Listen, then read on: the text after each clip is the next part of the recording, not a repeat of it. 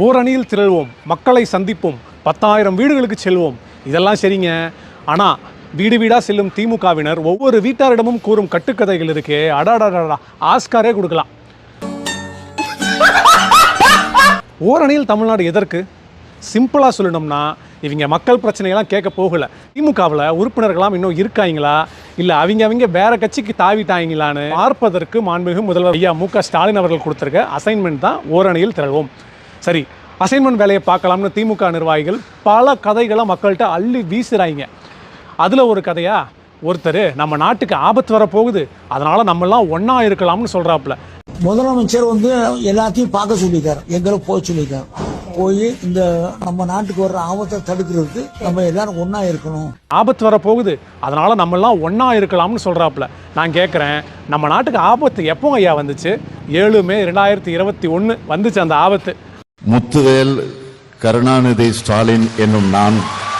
இன்னொரு திமுக காரரு ஒருத்தர் வீட்டில் போய் ஸ்டிக்கர்லாம் ஒட்டிவிட்டு கேஸ் சிலிண்டரு ரேஷன் அரிசிலாம் சரியாக வருதாமான்னு கேட்க, அந்த அம்மா எங்கெங்க வருது, பாதி பொருளை ரேஷன் கடைக்காரனே எடுத்துகிட்டு தாங்க தரேன் அப்படின்னு சொல்ல, அந்த மிச்சம் மீதியாவது வரணும் அப்படின்னா அவங்க ஃபோன் நம்பரை சொல்லுங்கள், அவங்க ஃபோனில் வர ஓடிபியை சொல்லுங்கன்னு கேட்குறாப்புல. சரி,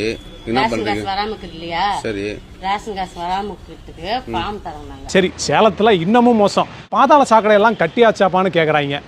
இன்னும் இல்லைங்க, தண்ணி அப்படியே தான் நிற்கிது, ஒவ்வொரு மலைக்கும் தண்ணி அப்படியே நின்று மக்கள் போக முடியாத நிலைமை ஏற்படுதுங்க அப்படின்னு ஒருத்தர் சொல்ல, உடனே திராவிட நிர்வாகி ஒருத்தர் ஓடிபி சொல்லுங்கள், பாதாள சாக்கடை உடனே கட்டிடுவாங்கன்னு சொல்ல, அதுக்கு நம்ம ஆள் 4.5 வருஷம் பிடுங்காத, இன்னும் 4 மாதத்தில் பிடுங்கி தள்ளிடுவீங்கன்னு அவர் கேட்குறாருப்பா. ஆனால் பொய் சொல்லாதீங்க, உங்ககிட்ட தானே அந்த கேள்வியை கேட்டாங்க. என்னெல்லாம் எதுவும் சந்தேகப்படாதீங்க. லீபசார் பக்கத்தில் நான் நிற்கவும் இல்லை, என்கிட்ட இந்த கேள்வி யாரும் கேட்கவும் இல்லை, ஆளை விடுங்கடா சாமி. இன்னொரு கட்டுக்கதை, லேடிஸ் கிட்ட இன்னும் பயங்கரமாக உறுப்பினர் சேர்க்கை நடக்குது. ஃப்ரீ பஸ்ஸில் போகிறீங்கல்ல, அப்போ ஓடிபி சொல்லுங்கன்னு கேட்க, அதுக்கு ஒரு அம்மா, ஃப்ரீ பஸ் நாங்கள் கேட்டோமா, 5 ரூபா டிக்கெட்டை ஃப்ரீயாக கொடுத்துவிட்டு 40 ரூபா லக்கேஜுக்கு வாங்குறீங்கன்னு சண்டைக்கு போயிடுச்சு. இப்படி தாங்க இவங்க போகிற இடம் எல்லாம் பல்பு வாங்கிட்டு வராங்க. என்னத்தை சொல்ல, 13 நாளில் வீடு வீடாக போய் 77 லட்சம் உறுப்பினர் சேர்த்துட்டாங்களாம்ப்பா. எங்கேயோ கணக்கு இடிக்குதே. ஒரு வேளை ஸ்டாலின் அப்பாவை ஏமாற்ற இதுலேயும் போய் கணக்கு கொடுத்துருப்பாங்களோ?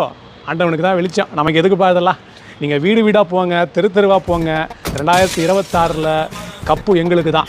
கப்பு அண்ணா திராவிட முன்னேற்ற கழகத்திற்கு தான் அந்த கப்பு என்பதை கூறி விடைபெறுகிறேன். நன்றி, வணக்கம்.